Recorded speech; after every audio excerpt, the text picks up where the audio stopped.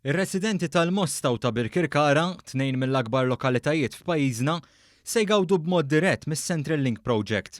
Iż-żewġ sindki tal-lokalitajiet li fihom jgħixu madwar 43,000 ruħ se jgawdu minn anqas traffiku fil-lokalitajiet tagħhom, anqas ħin ta' stennija u anqas emissjonijiet. Il-proġett ġie approvat mill-Awtorità tal-Ippjanar il-ġimgħa l-oħra u għandu lan li jaqgħad it-tramuntana tal-pajjiż man-nofsinhar.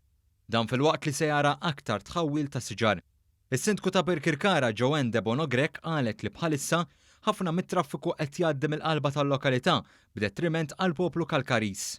Li t-trafik ħajonqos drastikament, jiġifieri aħna it-trafik mhux se jibqa' jfittex it-toroq interjali ta' Birkirkara ħajjibda jmur mis-Central Link. Allura sintendi l-ambjent u l-arja tal-poplu Kalkaris ħajgwadanja immens. De Bonogrek qalet li t-traffiku qed jidħol fil-qalba ta' Birkirkara minn żewġ direzzjonijiet u għalhekk qed joħloq aktar konġestjoni fil-qalba. Li minna ħitta t-tnejn qisu, jekk ikun ġej mill-belt, ħajaddi jipprova x'injara t-trafik in-naħa tal-bypass in-naħa biex imur lejn ir-Rabat, ħasintendi ħaj jipprova jiddivertja minn ġo toroq ta' Birkirkara u li ġej mir-Rabat l-istess.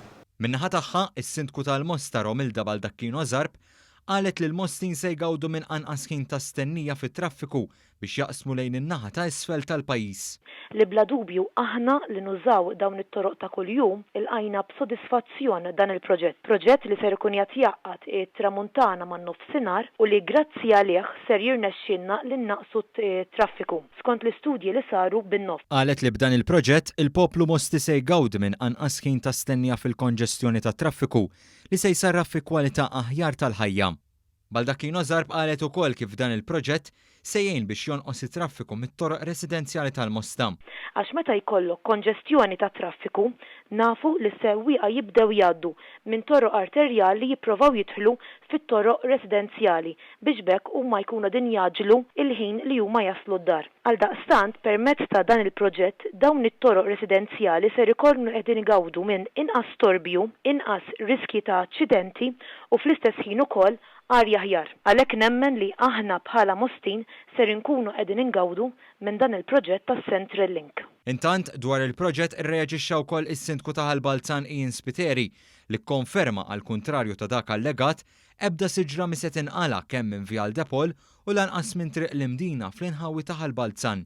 Is-Sindku Spiteri kiteb dan fit-tmiem laqgħa urġenti li sejjaħ ma' Infrastructure Malta dwar il-proġett. Saħansitra qal li se jiżdiedu xi siġar minflok it-traffic lights eżistenti. U għażiet jippubblika l-pjanta finali li ġiet approvata li fil-fatt turi li s-siġar se jiżdiedu u mhux jonqsu bil-proġett tas-Central Link.